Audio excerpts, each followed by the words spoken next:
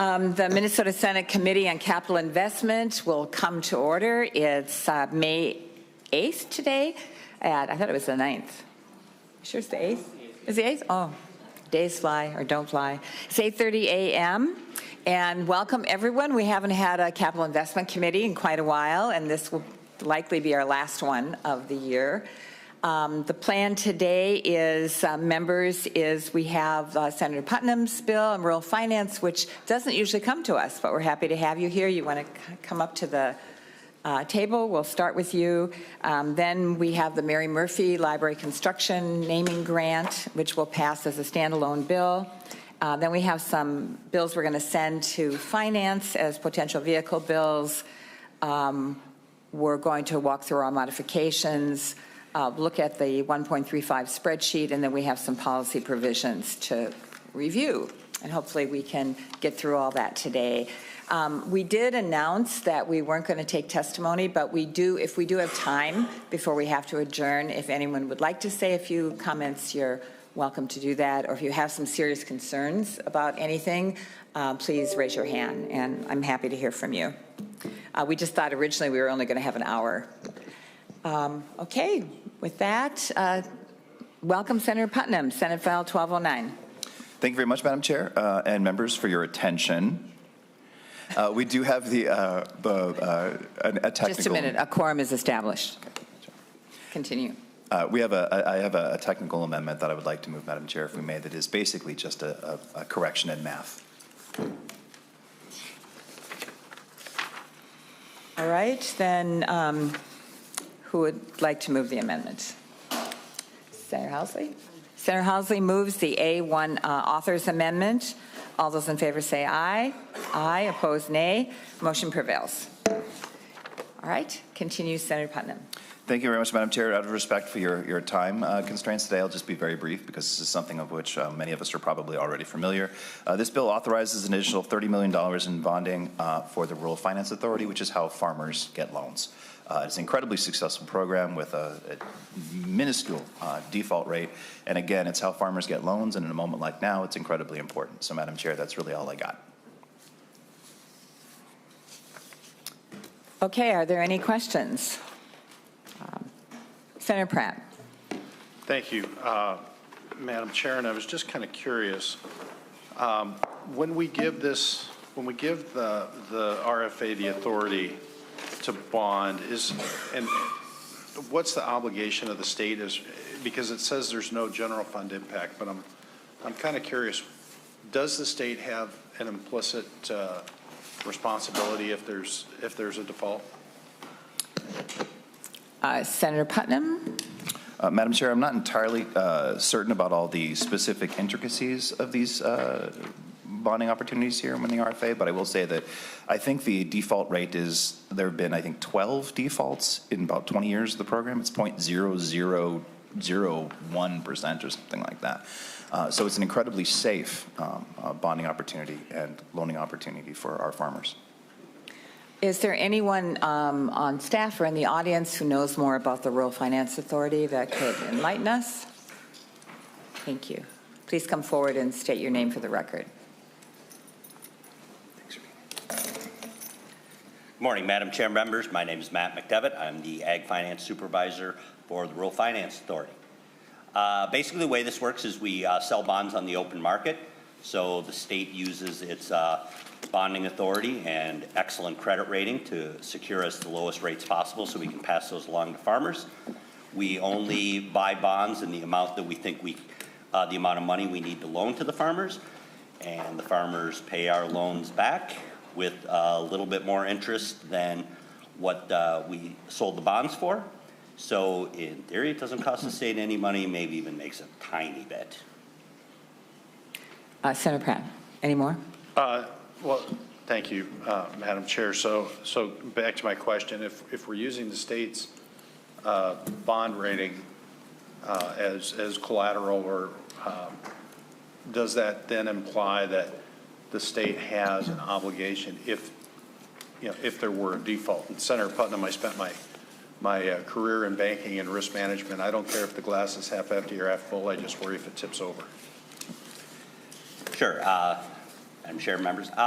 Yeah, so if there was a mass default, you know, the state could potentially be on the hook for some more money. We do keep a account. There's probably about 2.4 million in it to cover for loans that might go bad, which is fairly significant. I mean, that's almost close to what it probably is defaulted over the history of the program. So it would have to be quite a event for that to occur, but it is possible.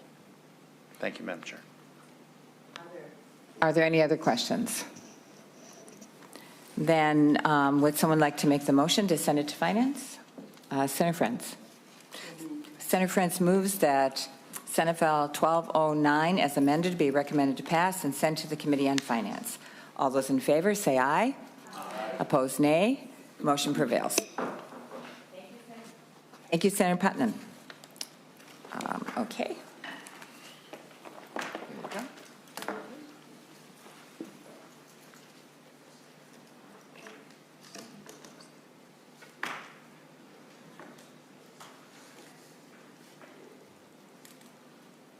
Next up, we have Senator Pappas with House File 1090. Senator Pappas, go ahead when you're ready. Thank you, Madam Chair and members. For any of you who may have served in the House in the past, you may have known Representative Mary Murphy. I believe she served for something like 44 years in the House. She's the longest serving member in the House. And she recently passed away. I had the honor of attending her funeral with Senator Hochschild. And she was really very kind of like an institution in the House. And recently, when they decided to name this library construction grant program after Representative Murphy, because she was such a strong advocate for the libraries, for education, for her students. In fact, it was her students that came to her, the 5th grade class, that wanted to name the blueberry muffin the state muffin, which I rolled my eyes at the time, but it was really cute to see how excited the students were about doing that. But we do serious things here, right? So I've known her for a long time. In fact, Senator Friends, she chaired the Pension Commission off and on. We would alternate, her and I, or someone else from the Senate. She hung on to that pension gavel for a long time. And I remember when I first was chair of the Pension Commission, I turned to Mary and I said, you know, that Duluth Teachers Pension Fund, it's not looking too good. I think maybe we should roll it into TRA. I thought she was going to kill me. She gave me this killer look about how dare I go after her Duluth Teachers Pension Fund. And it had been around for 100 years. But you know, a couple years later, she came around, and we did merge that fund into TRA, and it's really a better place for the Duluth teachers. So I really enjoyed working with her. She also, of course, chaired the Capital Investment Committee, and she negotiated in 2020. We were in session every month, so we kept coming back, and we didn't pass a pension bonding bill at the end of 2020, but hope was that we would at each special session. And she negotiated with CENGEM all summer. Watching Mary negotiate was like watching grass grow. And she was very methodical. And then in the fall, I was pulled in as minority lead at that point. And I just said, whatever you guys negotiated over the summer, let's not go back over it. Let's just do it and then go from here. And we did in October, then pass the bonding bill. And that was, I think, the last time she chaired. So she retired. Yeah, or actually, she was defeated, which is a good lesson to know when you should retire before you're defeated. But she still is remembered fondly by all of us. So this bill, naming the Library Construction Grants Program, the Mary C. Murphy Library Construction Grants Program, Senate File 2827, I'd like to move, unless other people want to comment, recommend that it be passed and sent directly to the floor. Thank you, Senator Pappas. Senator Rasmussen. Thank you, Madam Chair, and thank you, Senator Pappas. I think I had the honor of getting to serve with Representative Murphy in the House, and actually had the chance to go on bonding tours with her as a member of the House Capital Investment Committee. And she was just always bringing stories and jokes and bringing people together. And there's this book called Finding Common Ground that was written by a former Minnesota legislature, and in the book they talk a lot about Mary Murphy and how she brought people together and was able to find common ground on really challenging topics. And I think this would be a very fitting honor for Representative Murphy, and so appreciate you bringing this bill today. And Madam Chair, my only question is when we could expect to see this on the floor. I mean, I think this is something that could be easy. We could do this on Friday, in my view, and why wait to get something like this passed and sent along to the governor? Senator Pappas. That's a really good idea. Today is Thursday, though. I think it has to be reported out to the floor before we can take it up. So I just don't know about the timing, but we will tell Ms. Arab to rush it along and see if we can get it up on the floor as soon as possible. Great. Senator Rasmussen. Thank you, Madam Chair. And just one follow-up for Senator Pappas. So, Senator Pappas, your plan with this bill is to pass it as is, not have any amendments on this, or just kind of have a clean bill off the floor? Madam Chair, absolutely. That's the request of the House author as well, that we just do a simple, clean bill. Great. Thank you. Great. Thank you, Madam Chair. Any other questions or comments? All right, Senator Pappas. I'll renew my motion that Senate Bill 2827 be recommended to pass, sent to the floor. All in favor, say aye. Aye. Aye. Those opposed? Okay, see no one opposed, it passes. Senator Pappas, the Vehicle Companion Bill. Thank you, Madam Chair and members. As I mentioned at the beginning of our hearing, these are vehicle bills that we're sending to the Finance Committee. We're not sure exactly which House file that the co-chairs in the House will decide to use. But the way this works for people who are new is because the bonding bill is coming so late in session. I wanted to have a hearing today to try to go over some things that we expect will be in a bonding bill, so you're not surprised. But we don't exactly know. The House will pick one of these and send us the bill, and we will have pre-negotiated a bill among all the four leaders and with the Senate and the House leaders, as well as the capital investment leaders. And hopefully we'll be able to get a bill done. But we are in negotiation right now, just for full disclosure. And Senator Halsey and I have been working together with the House co-chairs. So, Madam Chair, if there's no other questions, I would move that Senate Bill 2827 be recommended to pass. This is another library construction grant bill. Wait a minute. Yes, because we did the House file, right? So this is the Senate file. Be recommended to pass and sent to the Senate Finance Committee. All right. So we're voting on the SF 2827. Oh.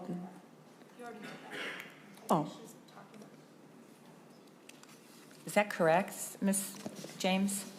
Madam Chair and members, the committee already just took the vote on the Senate file 2827, but I think you wanted to act on the House file instead because we have the House file for that.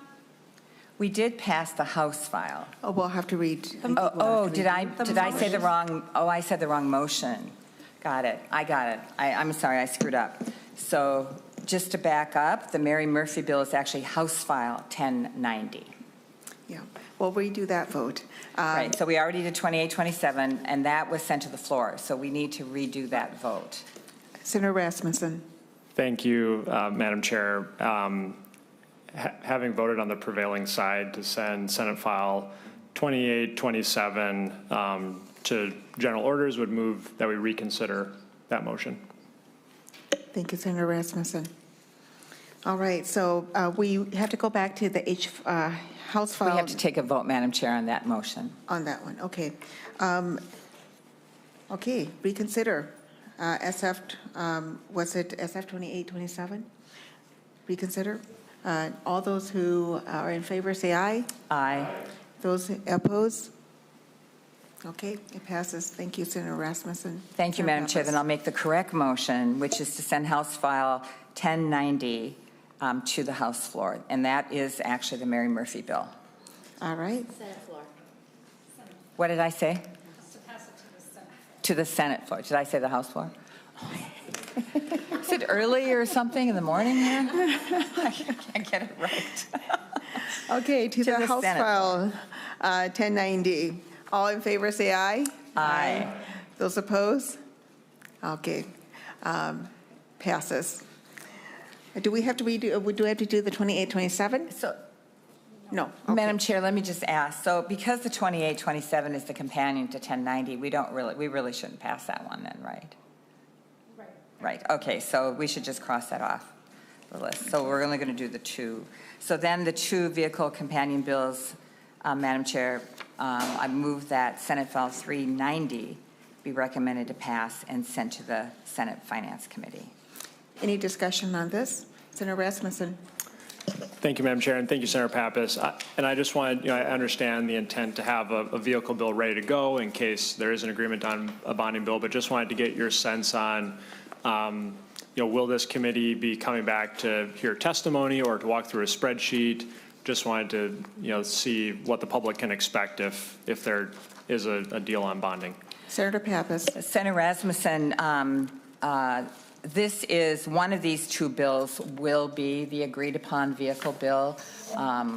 We're not necessarily, planning to do anything without cooperation with the House. Okay. And I don't know if we'll have time to reconvene this bill. We can certainly invite the committee members to come to the Finance Committee, and we can certainly brief you on it. We will certainly brief you on it. Senator Rasmussen, did you have a follow-up? Okay, Senator Pratt. Thank you. Madam Chair, and I had a similar question to Senator Rasmussen, as being someone who sits on both committees and seeing that we have a $1.35 billion capital budget in front of us, which concerns me because we do have a debt capacity report from MMB that limits us to about $700 million this year. There seem to be some very strategic decisions that need to be made and probably made in this committee versus, say, in finance alone. And I'm just wondering, kind of like Senator Rasmussen, what the plan would be. I'm concerned that we are, as a committee, giving up our rights and authority to have the input that we signed up for. Senator Pappas. Madam Chair and Senator Pratt, we can certainly try to have a capital investment committee. I can commit that to you, but the reason of sending these vehicle bills to finance is in case we don't have time and we have to just hurriedly have a finance committee meeting and approve it. There will be full transparency about what's in the bill. My hope, I don't want to do a bill on the last day that nobody knows what's in it. I want to make sure that we all know what's in it. As to the 1.35, when we do that, I was going to explain that this is still the Senate DFL official position, and I wanted to make sure that the committee members saw what my, as the chair, recommendation is. We're not moving it. It's just for, again, full transparency, so the committee has a chance to see what a 1.35 bill would be. MMB gave us several different scenarios, which they would, which were options, and a 1.35 this year was one of the options.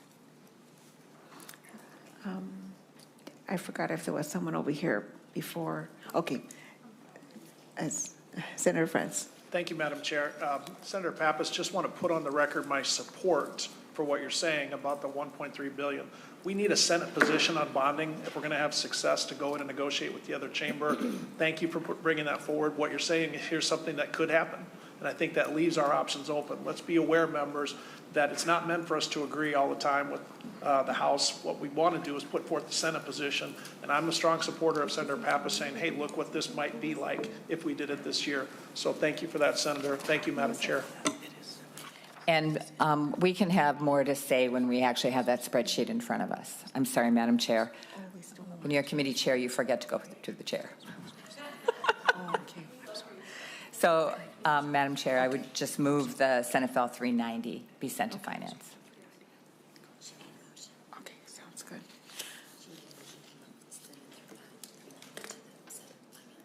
Okay. Sorry, I was talking to Jack. So, Senator Pappas makes a motion to move, was it the 2827? 390. The 390 to Senate Finance. All those in favor, say aye. Aye. Those opposed? It passes. Then the same. And then, Senator Pappas, before we move forward, I think we have to redo Senate File 2827 because it has to be referred to the Senate Finance Committee and not to the floor, because there's a appropriation in there. Is that correct, Council? Madam Chair, Ms. James, I thought we decided we were not going to move Senate File 2827. Madam Chair and members, I apologize. You did that because I was thinking that Senate File 2827 was the same as House File 90, but it's not. It's a different bill, so you do need to take action on Senate File 2827. Oh, I thought it was the companion bill, I apologize for too. sending everyone on the wrong path. Okay. All right, thank you, Ms. James. Because they both say library construction. That's the problem. Yeah. Okay, so we're going to make a new motion to send SF 2827 to be recommended to pass and be referred to the Senate Finance Committee. All those in favor say aye. Aye. Those opposed? It passes. And then I would move that Senate File 2802 be recommended to pass and sent to the Senate Finance Committee.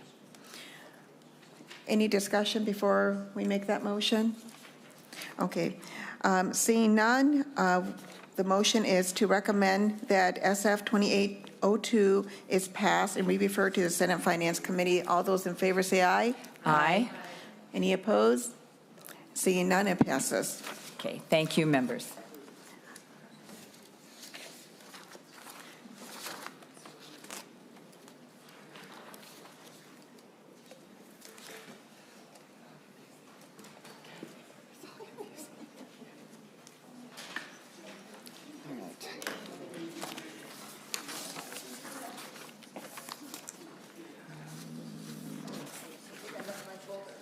Oh, yeah, this is your folder. Sorry.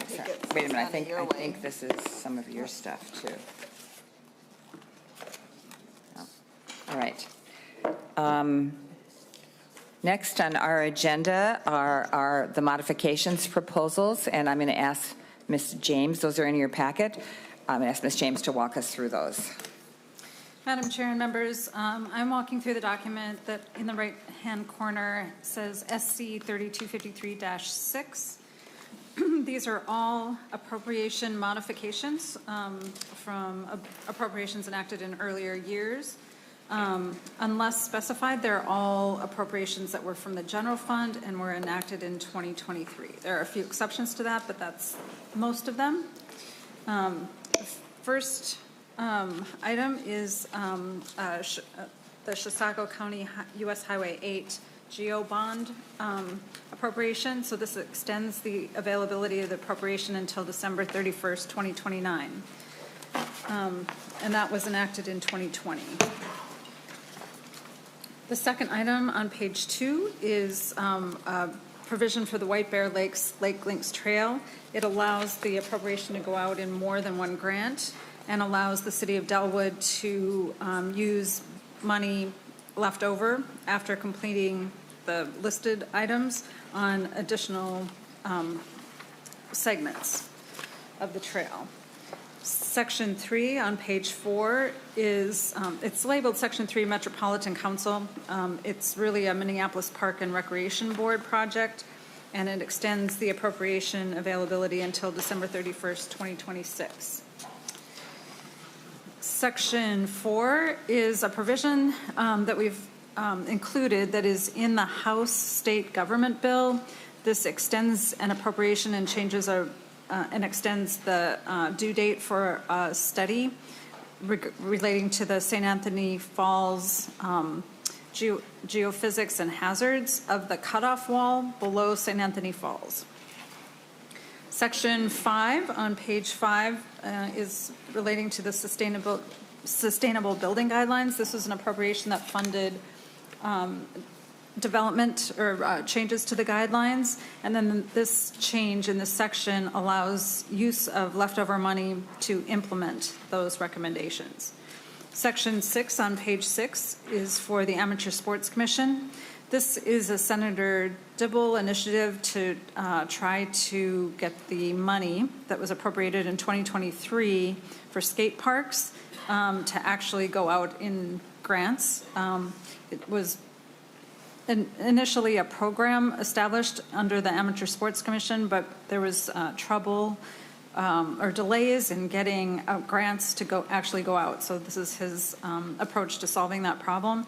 It sends the grants through the Commissioner of Deed instead of the Amateur Sports Commission, and it eliminates in another section later in this bill, it eliminates the grant program and then just names grants for the same amount of money for the adding up to the $4 million that had been appropriated, none of which had gone out. Section 7 on page 8 is for the Marshall Merit Training Center. This scales back aspects of the project so that it would no longer include the firearms support buildings and a live burn build-out structure. Section 8 is another appropriation dealing with the Delwood Lake Links Trail. It allows the money to go out in more than one grant and also extends the availability until December 31st, 2028. Section 9 on page 9 for the Maple Grove Community Center allows the appropriated money to be used for construction on the community center. On page 10, section 10, this change allows the money to be used for additional phases in the construction project, construct, renovate, furnish, and equip for the Centricare Health System campus project. On page 10, section 11, the project for Issaroon, this change allows money left over from the original project to be used for pre-design, design, furnish, equip, renovate, and construct a specialty care center in the metropolitan area.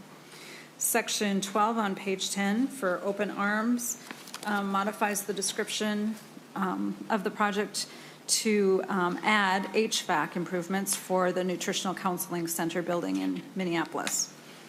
Section 13 on page 11 scales back the activities that can be funded with the money. It removes construct, furnish, and equip. Section 14 works in conjunction with Section 16 to make some changes to the First District Association appropriation to send it through the Commissioner of Agriculture instead of the PFA.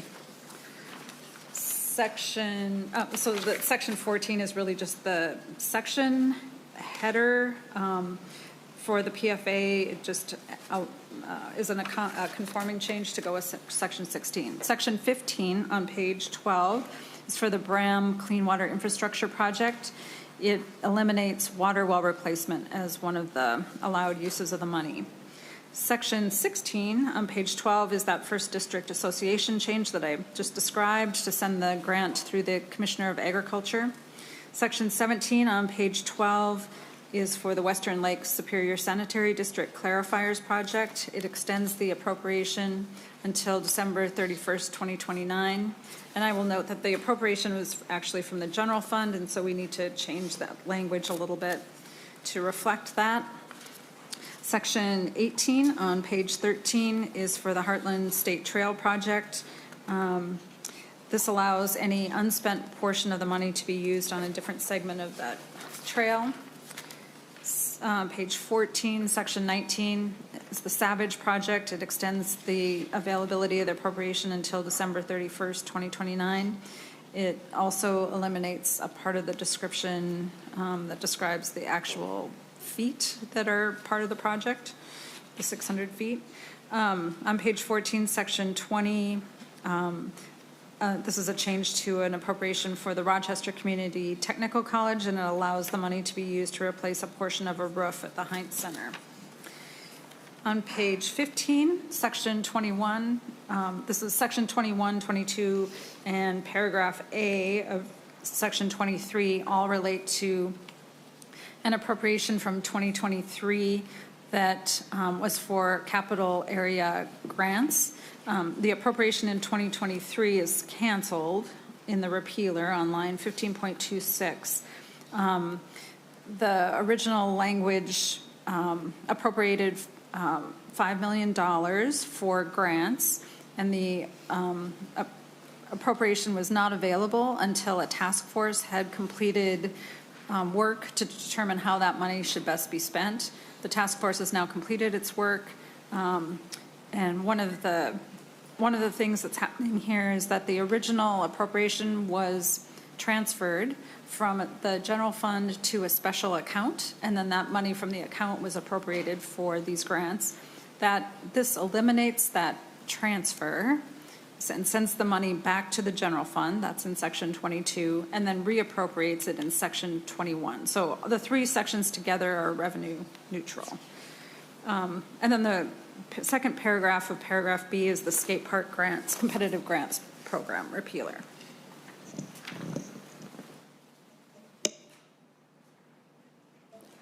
If there are no questions right now, Hannah is going to run through a spreadsheet.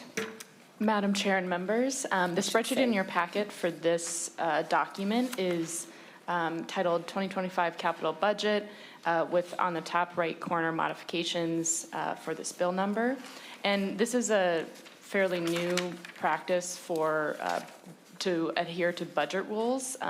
So this spreadsheet, typically we wouldn't have a spreadsheet with a modification bill, but with the change in the budget rules to reflect extensions in spreadsheets, this is necessary to just show each provision in the modification bill that has an extension or any new appropriations are included now on this spreadsheet. So I won't walk through line by line as Ms. James went through all of these changes here, but I will note two corrections to this spreadsheet. First, on page 1, lines 19 and 20, the skate park grants should be general fund instead of GO. And on page 2, under Metropolitan Council, lines 62 and 63, the Minneapolis Parks and Rec Board appropriation should be for the North Commons project, and also should be general fund instead of GO, with an amount of $5,125,000 that is being extended. So, Madam Chair, I'll stop there. If members have any further questions on this spreadsheet, I'm happy to go into more detail. Are there any questions? Ms. Grunwald-Nolder, could you just repeat on line 62 and 63, you had a different description, and that is in the actual language? Madam Chair and members, that's correct. Yes, so this was just an error on my part. What's it supposed to say? Instead of the Mississippi River Trail project, it should read North Commons. North Commons, okay. And then it should be general fund. And the amount is $5,125,000. Okay.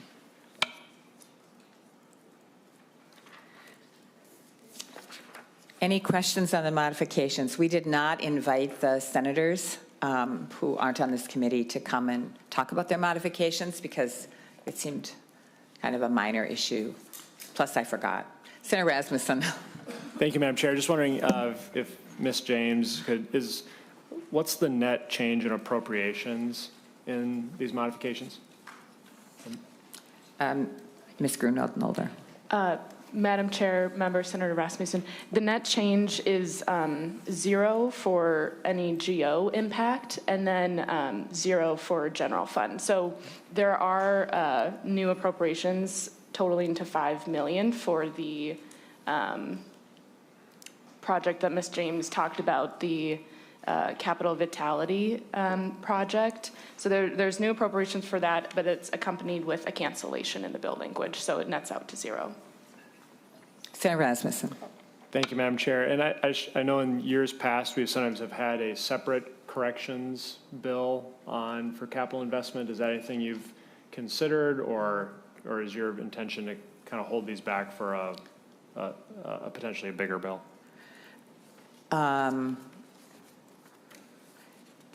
Senator Rasmussen, I think last year we did a modifications bill early in session to help those projects get going. This year we didn't have that many, so it didn't seem worthwhile to do a separate bill for it. So the intention is to put this into the final bonding bill. Great. Senator Kroon. Thank you, Madam Chair. Can you walk again through the problems with the skate park grants and why we're taking that program away from the Amateur Sports Commission, and looks like we're directly appropriating it to specific projects? Senator Cruen, Senator Dibble is on his way, and he can talk more about that. I can tell you what I know, or we can just wait for him. He's on his way from taxes. Okay. And we can always go back to that. We're not acting on this. So if we move on, we can go back. Senator Jasinski. Thank you, Madam Chair. Just some concern at not having this as a separate bill. So what will happen if, and again, I want a bonding bill this year, don't get me wrong, but if this bonding bill does not go through this year with this in there, this money will go away then, correct? For many of these projects, I know one that I had in Chicago County, that would expire. So if that expires and we do not get this approved this year, that money goes away, correct?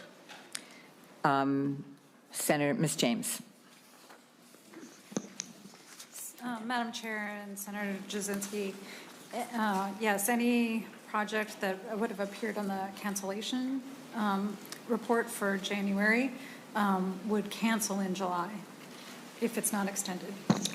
And again, just Madam Chair, Senator Jasinski. my concern is we have some projects that are going on right now, and I think the Chicago County Road 8 was one that I think was tied up either it was bats or frogs or something. For some reason, it got delayed to do that road project.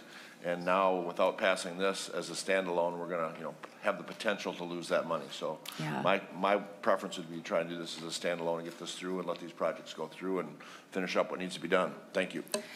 Senator Jasinski, there's, I think, a lot of urgency with all these modifications and getting a bonding bill done. And I know that the leaders are still negotiating an overall target. And we'll talk about that when we do the next spreadsheet. Okay. Senator Pratt. Thank you, Madam Chair. And I just want to kind of reiterate the point that Senator Jasinski made, having had a project that was in the corrections bill last year and getting that resolved early was crucial in allowing us to continue to move forward with that project. And as you said in your previous testimony, we're moving vehicle bills because a bonding bill could be coming, at the last minute. And, for those that I don't have a project in a spreadsheet, but I know how important these projects are to all the stakeholders in these individual communities. And I would encourage us to pass this out to finance and keep it moving forward as a separate bill so that we don't lose momentum. And as we know, construction prices are only going up. The more certainty we can give to these communities to lock in contracts, the better it is for all our citizens. Thank you, Senator Pratt. I mean, there is that opportunity. If everything falls apart, we're sending those vehicle bills to finance that we could attach whatever's agreed upon to those bills and send it to the House. So there is that opportunity. But hopefully we won't need to do that. We still are, a little over a week out. And I believe Senator Housley and Representative Franzen and Representative Lee and I are meeting Friday. I know that the House chairs have been in conversations, Senator Housley and I have been in conversation. We are still a holdout, the Senate DFL, for a 1.35, and we're just waiting for a final word on that. But we're ready to go. Yeah. And thank you, Madam Chair. I just wanted to voice my strong support for a separate corrections bill that we could move before, that we could easily move next week and I think get 67 votes on. Where's my agenda? Yep. Senator, Ms. James. Madam Chair and members, Ms. Greenwald-Nolder and I just conferred to be able to tell you that it's the projects that are in Section 1, the Chisago Highway 8 project, the Minneapolis Parks and Rec project in Section 3 on page 4, and the St. Anthony Falls study on page 5 that would cancel if no action is taken this year. Okay. Thank you. Madam Chair. Senator Housley. Thank you, Madam Chair. I, too, I'd feel much better if we could just pass this as a standalone just for these communities, because I think it's better for them, it's better for us. Take this off the table, get it out the door. So I, too, would support just passing this as a standalone. We actually don't have a bill in front of us. We have a document. So that does create a little bit more complications. So I'm certainly willing to take it under consideration, and we could, if the decision is made to do that, we could quickly have a committee meeting, or we could do it in finance. We could add it to one of our vehicle bills in finance. So I'm happy to have continued conversations about that. Okay, then if there's no further questions on the modifications, we're going to lay that document aside. And now I'd like to ask Ms. Grunwald-Mulder to walk us through the 1.35 spreadsheet, which we have in our packet. We also have a number of letters. I wanted to call members' attention to letters in support of a bonding bill, a strong capital investment bill from the Building Jobs Coalition, the Duluth Chamber of Commerce, Metro Cities, MICA, the Ports, NARO, National Association of Housing Redevelopment Officials, Transportation Alliance, the University of Minnesota, Association of Minnesota Counties. Does everybody have a spreadsheet? Because we don't have. Yeah, it's in. You have to dig through your documents on your table. It's there.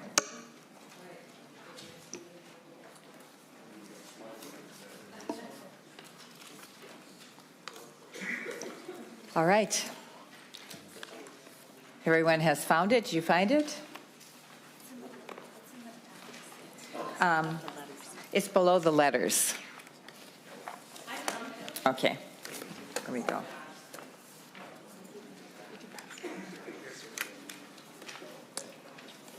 All right, Ms. Grunwald-Mulder. Madam Chair and members, as Chair Pappas said, I'll be walking through the spreadsheet in your packets. This has a timestamp of 5/6/2025, 6:12 p.m. With, in the top right corner, Gov Revised Recs and a proposal column. So I'll walk through the proposal column, and the Gov's Recs are there just for reference. But if members have questions about either, I can go into more detail. Excuse me, and members, if you have, I have the annotated version that tells me what member has introduced the bill. So if anyone has a question about, you know, who's been advocating for this project, you can just ask me. All right, members, so I'll begin on line 3 for the University of Minnesota for HEAPR, $100 million. For Minnesota State, HEAPR, $100 million. For Department of Education Library Construction Grants, $5 million. Minnesota State Academies, Asset Preservation, $2.25 million. For Perpich Center for Arts Education, Asset Preservation, $2.25 million. For the Department of Natural Resources, on line 34, Asset Preservation, $48.61 million. For Natural Resources Betterment of Public Lands, $10 million. For Improving Accessibility to State Parks, $1.9 million. For Dam Safety Repair and Reconstruction, $10 million. For a minute, that's the Rapidan Dam, Senator Draheim. So on line 40, State Trail Maintenance, $9 million. The flood hazard total, there's just one item here for the undesignated amount of $5.6 million. Line 46, Community Tree Planting Grants, $6 million. Parks and Trails Local and Regional Grant Program, $1.9 million. Turn to page 2. Beginning on line 57 for Pollution Control Agency statewide drinking water contamination mitigation, $8 million. And then beginning on line 61, Capital Assistance Program Dakota and Scott County, $8 million. Capital Assistance Program Blue Earth County, $3.45 million. Capital Assistance Program Pope Douglas, $1.9 million. Hubbard County, Northwest Minnesota 9-County Project, $2.613 million. For Boardin Water and Soil Resources, Local Road Wetlands Replacement Program on line 71, $3.6 million. For Reinvest in Minnesota CREP, $9.3 million. For Minnesota Zoo Animal Hospital, $17 million. For Asset Preservation, $1 million. For administration, on line 84, ADA Capital Tunnel Accessibility Upgrades, $8.5 million. For the Capital Asset Preservation and Replacement Account, $1.9 million. Capital Area Security Upgrades Phase 3, $3.7 million. ADA Accessibility Account, $3 million. For Amateur Sports Commission, National Sports Center Asset Preservation, $7 million. For Mighty Ducks Grant Program, $1 million. For Military Affairs, Duluth Hangar Design, $3 million. So going to page 3, Department of Public Safety, on line 112, BCA Southern Minnesota Regional Office and Laboratory, $68.684 million. On line 113 for BCA Bemidji Regional Office and Laboratory Expansion, $4.203 million. For Department of Transportation, on line 129 Major Local Bridge Replacement Program, $11 million. For Highway Railroad Grade Crossing installation and replacement, $1.8 million. On line 131, Port Development Assistance Program, $9.165 million. For Local Bridge Replacement Program, $14 million. For Local Road Improvement Program, $23 million. For Township Roads, $2 million. And for Rural Transit, $10 million. For the Metropolitan Council, on line 161, Metropolitan Regional Parks and Trails Program, $8 million. For Inflow and Infiltration Grant Program, $10 million. Under Direct Care and Treatment, line 179, Asset Preservation is at $15.43 million. For St. Peter Water and Sewer Construction, $15 million. For the Anoka Miller Building Regional Treatment Center, $1.2 million. On line 196, under Children, Youth, and Families for Early Childhood Facilities, $7 million. For Veteran Affairs, line 201, Asset Preservation, $10 million. For the Minneapolis Veterans Home Building 16 remodel, $17.2 million. Now on page 4, under Department of Corrections, Asset Preservation, $65 million. On line 210 for Rush City, $57.97 million. On line 211, Lino Lakes, $7.439 million. Under Department of Employment and Economic Development, line 216, Transportation, Economic Development Infrastructure, $3 million. For Greater Minnesota BDPI, $3.7 million. Under Public Facilities Authority, line 278, State Match for Federal Grants to State Revolving Loan Programs, $39 million. And then for the Water Infrastructure Funding Program, $26.484 million, and that's split equally between drinking water grants and clean water grants. On line 282 for Point Source Implementation Grants, $18.5 million. For Emerging Contaminants Grant Program, $18 million. Under the Housing Finance Authority, Public Housing Rehab, $10 million. For Greater Minnesota Housing Infrastructure Co-op Manufactured Housing, $6 million. On line 332 for Local Controlled Housing Fund, $8 million. Under the Historical Society for Asset Preservation, $10 million. For County and Local History Preservation Grants, $3.4 million. And then for local project grants, this is a lump sum of $459 million. Then on page 5, the estimated GO bond sale expenses of this proposal is $1.352 million, bringing the bill to a net GO impact of $1.35 billion on line 360. And then beginning on line 365, this shows the estimated debt service amount for a $1.35 billion bill. And I'll note that this is with the assumption that the forecast would assume a zero bonding bill in 2026. So this debt service for fiscal year 26, 27, and 28, 29 are all with that assumption of zero bonding bill in 26. Thank you, Ms. Grunwald-Moldner. I forgot to mention my comments on why I thought we should do this larger bill this year, and then we can take questions on the spreadsheet if you'd like, or the number. The number is with MMB. We went through. The chairs went through several different possible scenarios of under the third guideline, which we heard a lot about in the committee. what we would be able to do. And one of them was to do a 1.35 this year and then do no bonding bill next year under the current guidelines. And just a little caveat, I have asked MMB to review the guidelines, and they have agreed to do that, to see if all of them still kind of meet the needs and are appropriate, given the fact that they were written 16 years ago. So they have agreed to do that. So starting this summer, there will be a work group that will be looking into that. But in the meantime, my thought was that even though under their current situation, we could do the current recommendation, $700 million this year and $1 billion next year, it's been a long time since we've been able to pass a bonding bill 2 years in a row. So it kind of makes me nervous to wait till next year. Plus, the way the guidelines have been working, last year we had $930 million to spend. By the fall, they said we could do $790, and by February it was down to $700. So I just don't know what will happen with interest rates. That's another concern. Construction costs are constantly going up. And the fact that we didn't do one last year, there's just a lot of need out there, especially in the area of kind of water infrastructures. You see quite a bit of money has been put into water and sewer projects, as we've seen when we've toured the state, what the need is.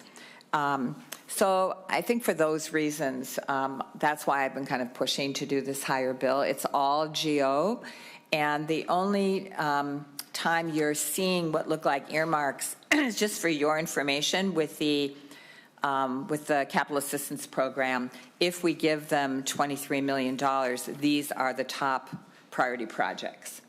But we don't have to name them, so it's just for your information because it's following their order of priority. So that's kind of it in a nutshell, and I'm hoping that in the global negotiations that given the fact that we have so many needs, the governor has several very costly projects in this bill, Rush City and BCA, for example. And how we've worked in the past is we've kind of divided the local grants into our four caucus priorities, so that gives us some wiggle room to really address the needs of perhaps our constituents that aren't eligible for a PFA grant or have other high needs and high priorities identified by their community. So, Senator Housley. Thank you, Madam Chair, and I will reiterate, and I know we've talked about this when we've met, and I told you I was going to talk about it again today. Yeah, you did.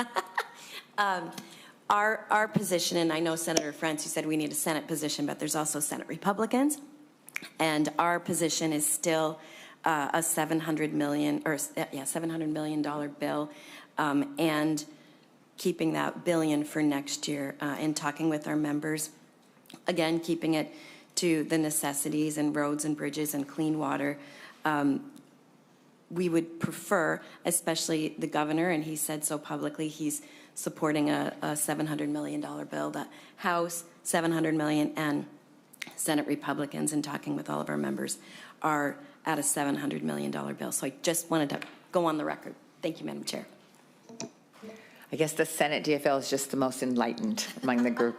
I have actually heard, full disclosure, the governor has said he's willing to go higher.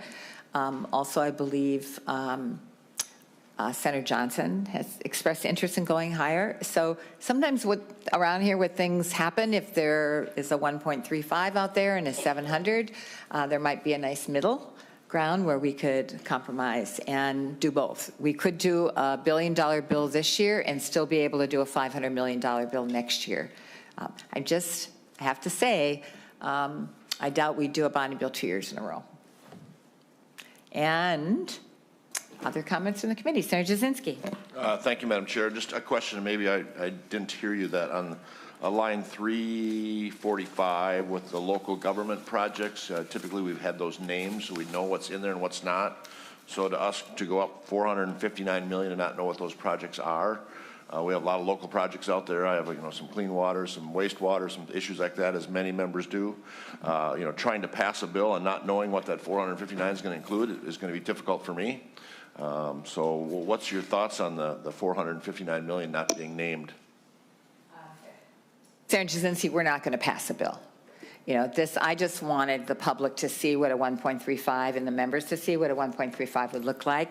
And those local projects are still under discussion by your caucus, my caucus, the House caucus, what they would be. I mean, I'm sure we all have our spreadsheets, but, you know, it's very difficult to kind of promise people you're going to do something and then in the end you don't do it. And last year we did promise people we were going to do something, some of us, and then we didn't do it. So I don't want to disappoint people by really talking publicly about what those local projects might be until we know. Yeah. All right. If there's no more discussions on the spreadsheet, and thank you to everyone who's expressed your support via letter. We really appreciate that. We'll move on then. The House is discussing a locally controlled housing fund establishment, so we wanted to make sure we understood what that is. If Senator Boldon wants to come forward, thank you for being here. And we have information in our packet.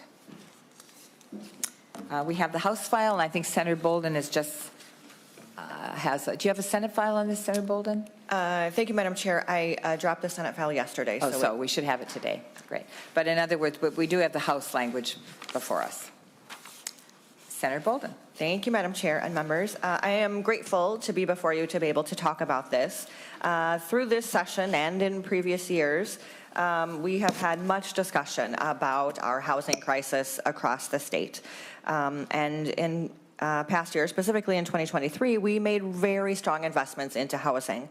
But we know that those one-time investments are not enough. And so we need continued investments and sustainable long-term solutions. We know our federally funded programs have significant limitations and hamper the ability of housing providers to adequately cover operating costs. They also have not grown in decades. So one area that we have not explored enough is the role of our local municipalities, particularly our counties, in creating, owning, and maintaining housing for their own communities. This is known as locally owned housing. Several counties in Minnesota have developed a sustainable response to the lack of consistently and permanently affordable housing in their communities. These programs are marked by a couple of characteristics that set them apart from other publicly funded programs. One, they are permanently affordable as they stay in the public trust for decades or longer. And two, they are self-sustaining. The flexibility in these programs allows counties to rent to a mix of income ranges for the purpose of meeting the needs of various communities and to create a self-sustaining housing program that can keep up with operating costs. The higher rents and market rate rents help to subsidize and pay for the entire locally controlled program. I will just direct members to the letter in your packets from Melissa Taphorn, who's the director of Washington County CDA. She talks about how this type of housing is a growing trend among counties and the metro and other counties, but really needs state investments to help turn it into a self-sustaining model. She also explains how this model complements the affordable and private developers by filling holes where they can't or won't build. In my own district, in Olmsted County, the Olmsted County HRA is a model of locally owned housing. They have a variety of housing types, including scattered site housing owned by the county itself. The mix of rents and the local levy help to keep sustainable operating costs.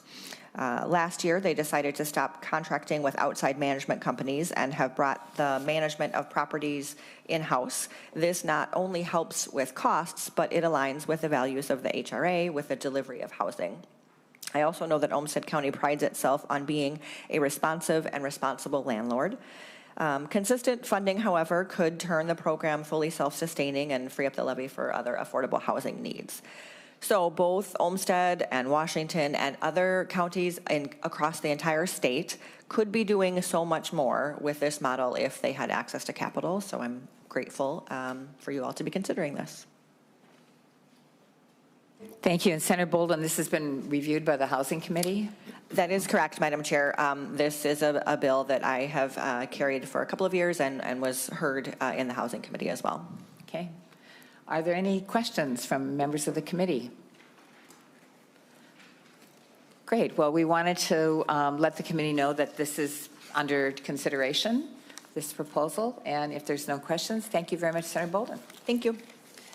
Next, we have Senate File 862, Senator Johnson Stewart. I did forget to ask, did you have anybody you wanted to testify? Okay, great.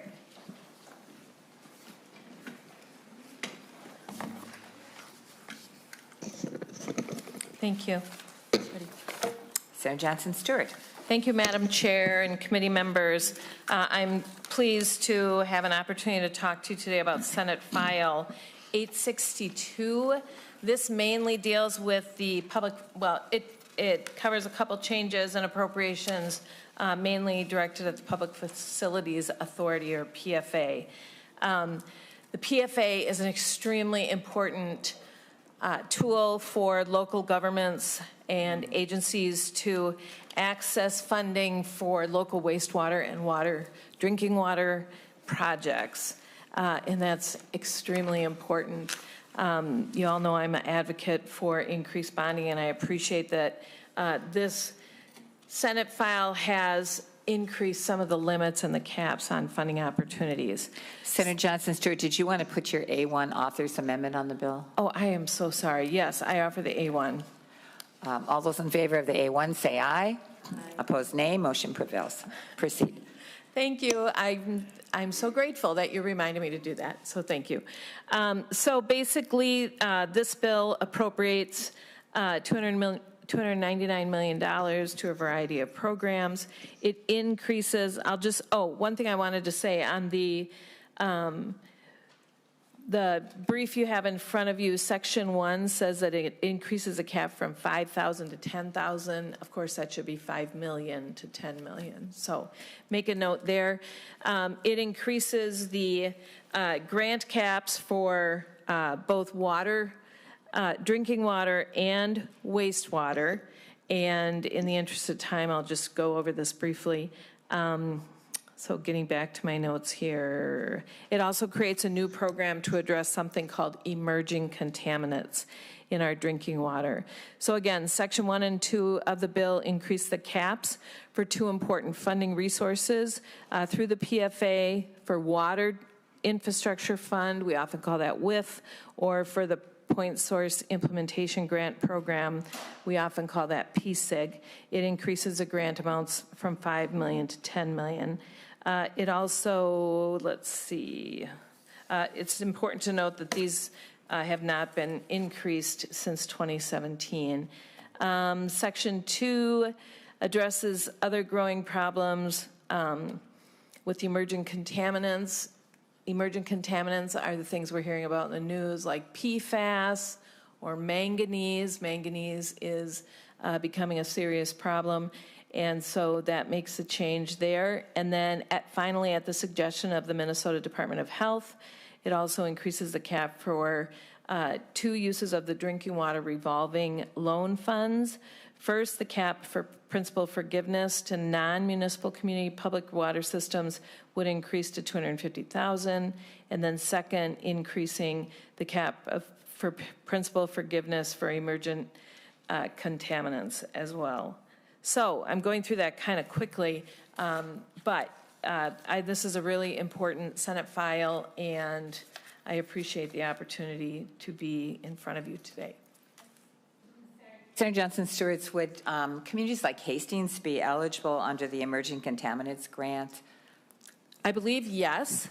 The PFAS is the named contaminant. If anybody behind me is like nodding no, then come on up. I see yeses. Yes. So yes. Yeah, because I know PFA in general with their programs, there's a lot of restrictions in terms of local tax capacities. So it's mostly small rural communities that are eligible, and a lot of our metro communities that also have water contamination problems have not been eligible for some of the other programs. Yes, that's in fact, thank you, Madam Chair, and that's true. There's other emerging contaminants like manganese, for example, that is the contaminant in Mound, and as we continue to drill more wells and try to accommodate more and more people, I think that will become a very important function of the PFA. So it's an important change in this Senate file, an amendment. I don't know of any testifiers, Madam Chair, and I don't know if anybody's standing up behind me, but I think that's pretty much it. Is there anyone in the audience that wishes to testify briefly on this? Feel free to come forward if you are. Otherwise, you can continue to nod. Thank you, Madam Chair. I just want to say, we're down to just one rural legislator, and I wouldn't even necessarily call Senator Jasinski a rural legislator, but it's an important message to take back to others in your caucus how important this fund is for those communities that have significant needs in both their drinking and wastewater treatment, and they really, because of their tax base or their facility, they just have no other options. So I'm going to be putting the pressure on. We need a bonding bill this year, and this is an important part of it. And again, we have several support letters in our packets for this proposal. And this is, it is typically something that we do fund, and it was in the spreadsheet. And we can always do more because we know the need is great and growing. Yeah, thank you. And this language, it came directly to us, so it was not discussed in the Environment Committee? No. Okay. All right. Any questions from Senator Jasinski? Thank you, Madam Chair, and thank you, Senator John Stewart. Yes, our members are fully aware of how important this program is for rural Minnesota, so thank you. Yeah. Thank you, Senator Jasinski. And Madam Chair, I just want to emphasize again, many local communities had their drinking and wastewater treatment plants built in the 70s. It's pretty easy math. Those are now 55 to 60 years old, and they just cannot handle the loads. And frankly, sewage is pretty corrosive. We've gone on bonding tours together, and we've seen firsthand the condition of some of these plants. So thank you again, Madam Chair. And do you need me to move this, or is it? No, it's just being laid over. Okay. Okay. Thank you. If there are no further questions, Senate File 862 is laid over for possible inclusion. Thank you, Madam Chair.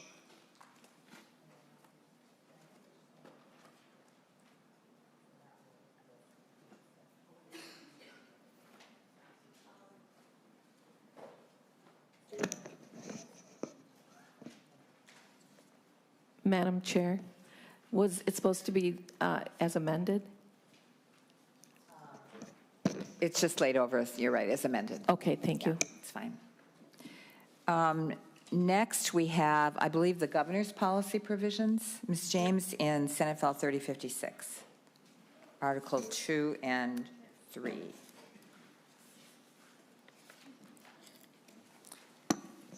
And is that's separate from the other policy provisions? Okay. Yes, Madam Chair and members, I think that Senator Pappas wanted to just look at two sections in Article 2. So on page 19, Section 1 there is a change of the date. That report is due to the legislature from MMB on expenditures of bond proceeds. And it just shifts it from January 1st to January 15th of each year.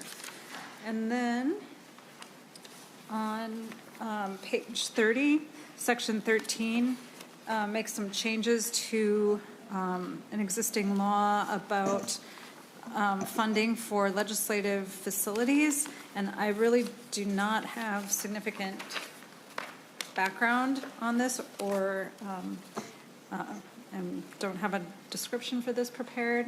But if MMB is here, they would be able to describe it, I think. Is there anyone here from MMB? Ms. Hassmore, thank you.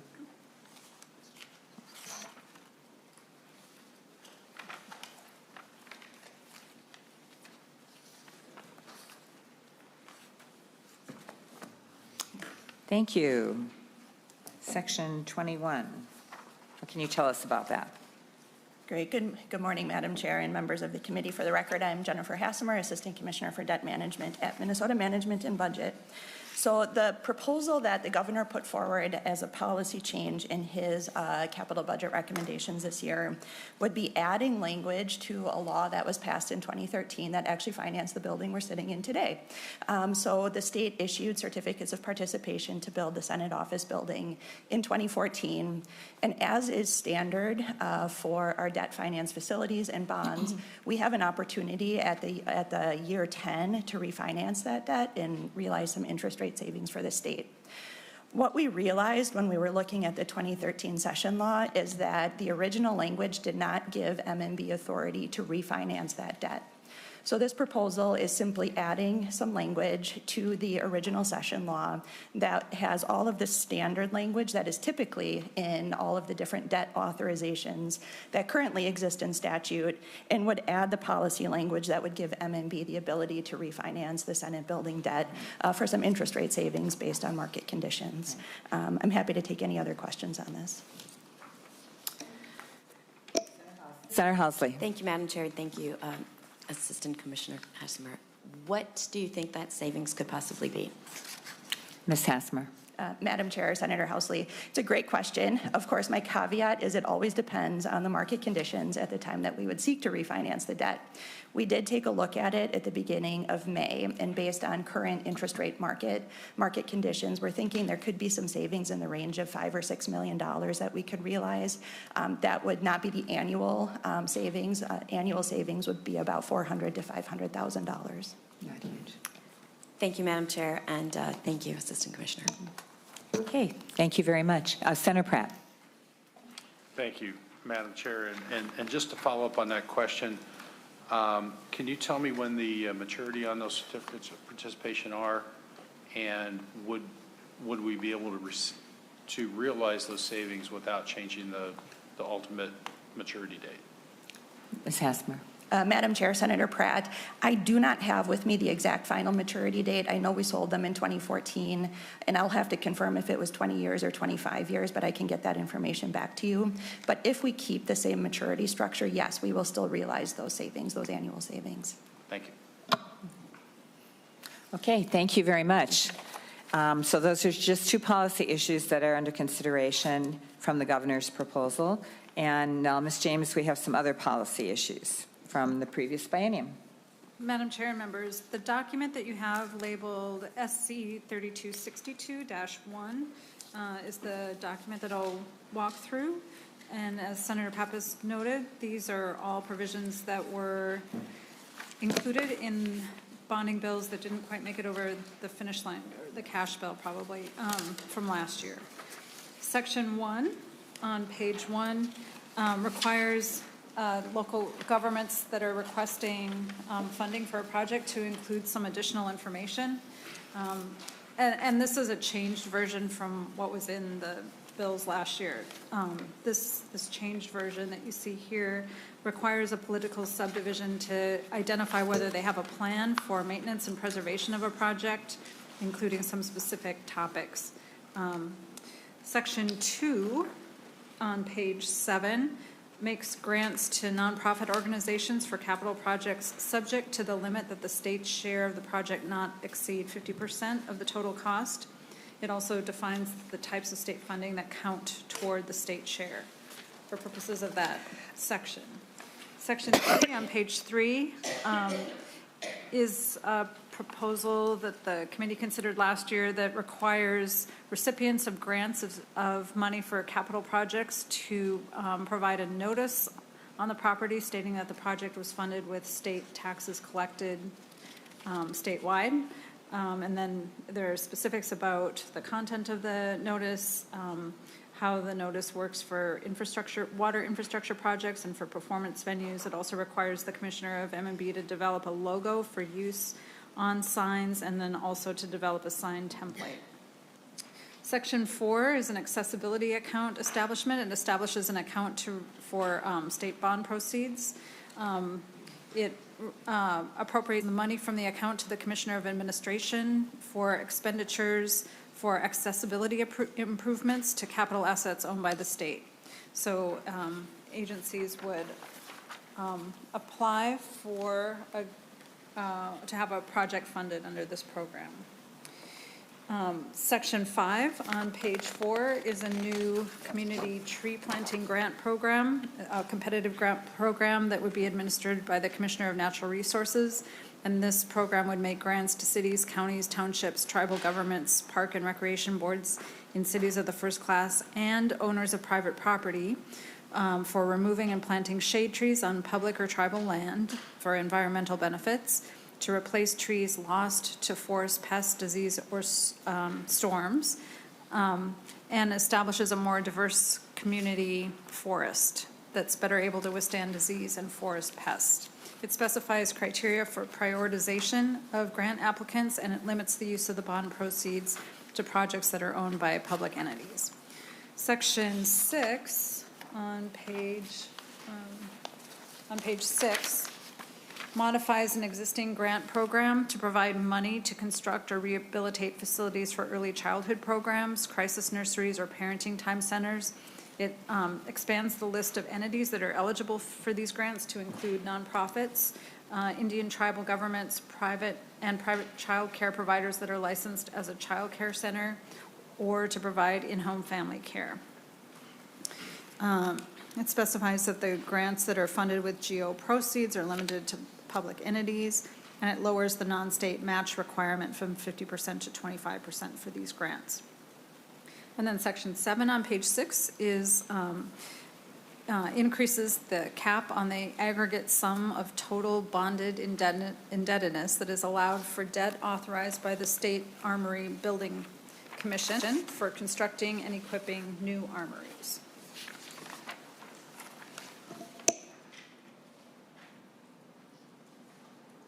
Any questions from members of the committee? Yeah. Senator Johnson Stewart. Thank you, Madam Chair. Well, this is new to me because I wasn't here last year, so I'm pretty excited about some of this. I have a question about Section 4, the accessibility account. And this, Madam Chair, I'll direct the question at you.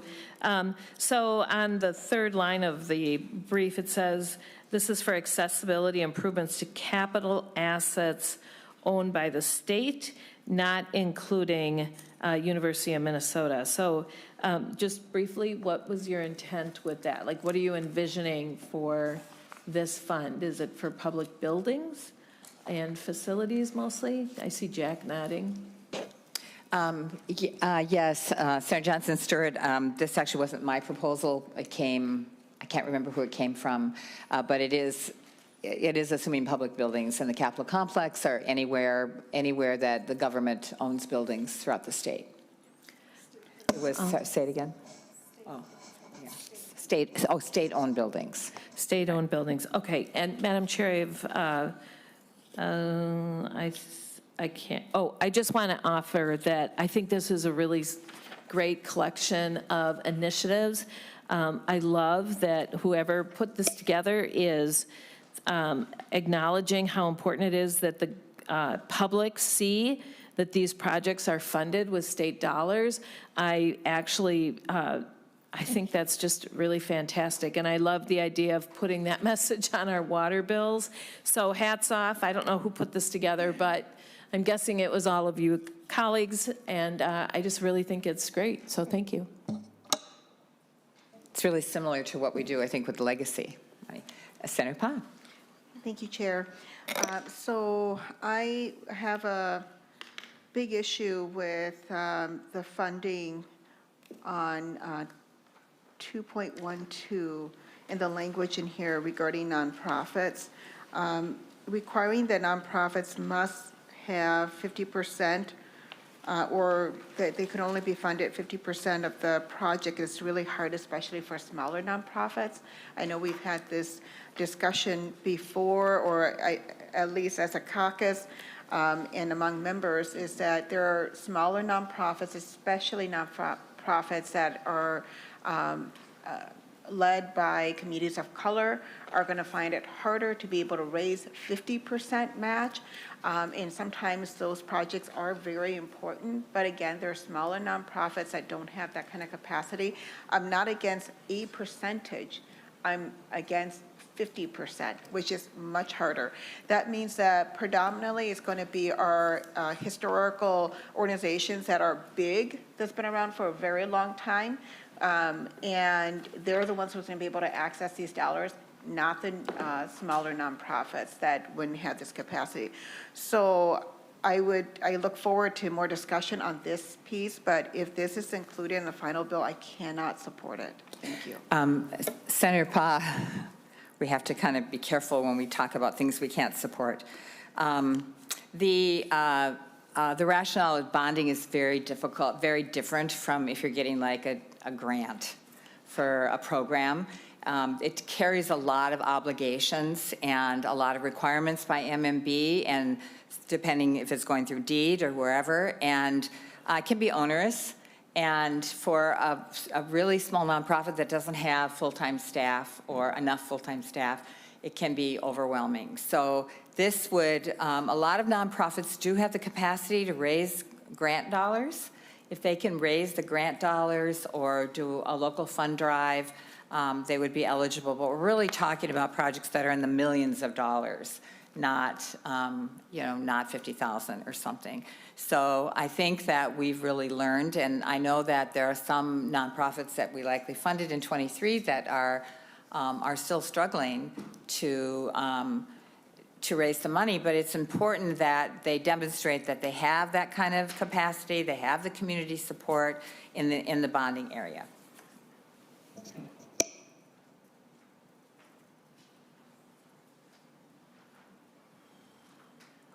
More discussion from members of the committee? All right, if I don't see any more discussion, we have time. If there's anyone from the audience that'd like to comment, feel free. Senator Johnson Stewart. Thank you, Madam Chair. I knew there was one other question. I do have a question on Section 1. And again, I wasn't here. I just was, the information I have on this right now is just what I learned in the media, et cetera. So I remember this being a little bit contentious, the idea that cities had to have, or recipients had to have a plan. And could you just, I'm still in favor of this, I want you to know. I'm just curious, is the idea of a plan, a written plan, or just you're trying to encourage them to come up with, to think forward on how they're going to maintain and continue to fund, but they don't have to actually put the money down or anything like that, correct? Or maybe not correct. Yeah, Senator Johnson Stewart, this has been negotiated with the local communities, and it is, I believe it's going to be on the MMB form, and if anyone wants to come forward and talk about this a little bit, I'd appreciate it. And Senator Pa, I forgot to tell you one other thing, is that we also can do a notwithstanding clause. So we can always make exceptions if we feel comfortable enough that the organization has the capacity to be able to handle a bonding grant. Yeah. Mr. Johnson. Thank you, Madam Chair, members of the committee. My name is Craig Johnson. I'm with the League of Minnesota Cities. And I'm, I believe, up here to answer any questions on the language that is mentioned in Section 1 of the document you're looking at right now. We have been under, for many years now, there has been a discussion going on about are there ways we can kind of make sure that local projects are more ready to do the long-term maintenance of the assets they're building. And there were some fairly restrictive and extremely difficult to meet requirements that have been discussed in past biennia. Over this year, we have worked to come up with something that is more manageable, but still gets the information that I think both the House and Senate committees on capital investment are hoping to have. And the conclusion that we came up with, and the House has prepared language on that is reflected with the new language you see today, is to add to the governor's capital investment process. So if a local government, they're starting this week, wants to ask to be included as a line item in the governor's budget recommendations for capital budget, they go through a process through MMB. It's a fairly simple process, but it's meant to get basic information for the administration as they look at putting together their capital budget. And we recommended adding a section that says what is listed on your document, that says, do you have a plan that looks at these things? And what that would obviously allow the legislature to do or state agencies to do is, once someone has gone through that process, you could then say, can we see that? And it's something that they have documented that they have, and you can see what level of planning they've done in that regard. And we think that is a good solution to this that provides better information for projects and encourages projects that have gone through the governor's process to maybe be considered higher because they have shown a little bit more readiness and a plan in place to do these things. This does not in any way apply to any project that goes through an existing state program. So if there is a pot of money at PFA or DEED or MHFA and a community goes through that to get their project funding, this doesn't apply to them at all. This only applies to projects that go directly for an individual project designation in the governor's budget. Senator Johnson Stewart. Thank you, Madam Chair, and thank you, Mr. Johnson. I'm so glad that you reached a resolution on this, so thank you. And I think it's a really important thing for cities and anybody who receives bonding for a large project, again, not to be too onerous, but really to think about accepting that funding and building a facility does have ramifications. And so I appreciate that y'all worked on that. I think it's a really important thing. Thank you. Perfect timing, Senator Dibble. We're about to adjourn, and I didn't get back to the skate parks discussion. So if you want to take your, the question was what happened, and Senator Kroon has left, but maybe Senator Housley or Senator Jasinski can clue him in. He had a question about what went on with the National Sports Commission and why we're moving it into kind of named grants. Thank you, Madam Chair, and I'll seek out Senator Kroon. I think he serves on their commission. The short version is, there was a $250,000 bonding authorization in 2020, and that those funds just sat there. They weren't utilized. They didn't get deployed. The idea was to emulate the Mighty Ducks type, kind of grant-making program. So it made sense to put the money over there. I'll just be honest, it was hard to get their attention at the outset, even to return calls and engage in a conversation about whether or not it was a good idea. Ultimately gained the assent and the agreement to put the money over there and invest the program into their hands. And then they just didn't do anything with it, which was really disappointing.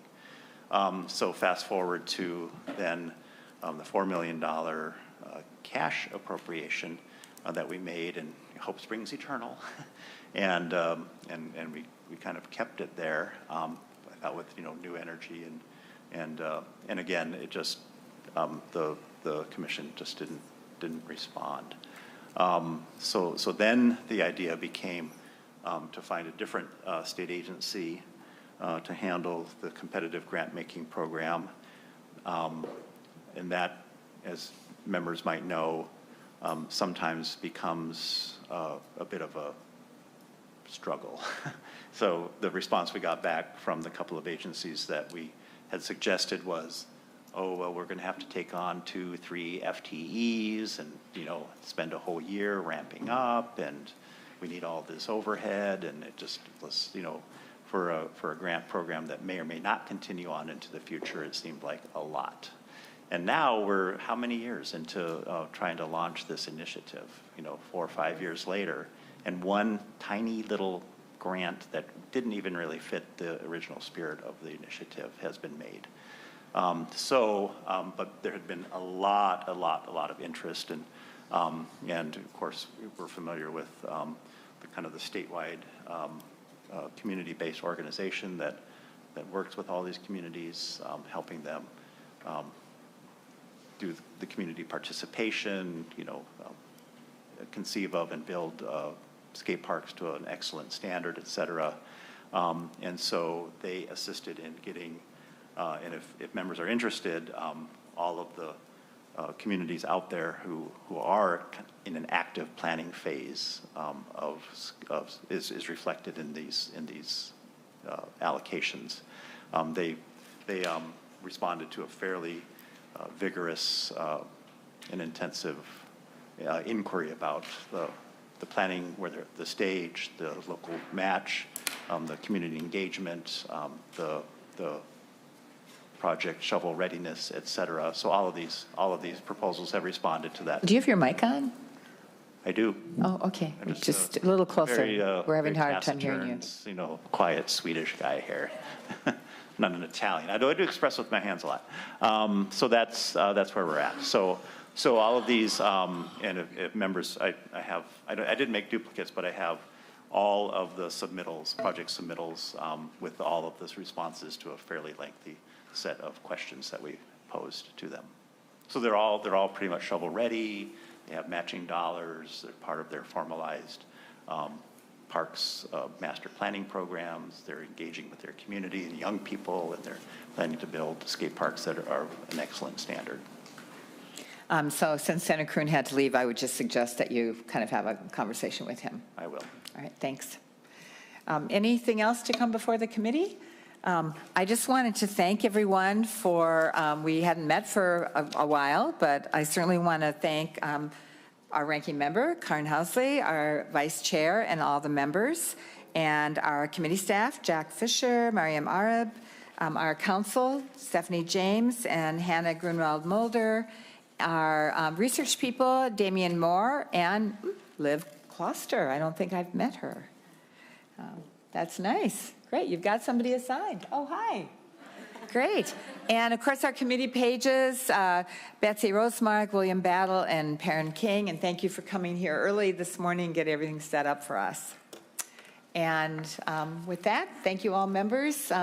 See you, if some of you in finance, or further discussions on, certainly we're going to have a bonding bill, right? We're going to have a bonding bill, everybody. Let's do it. All right. Thank you. Meeting is adjourned.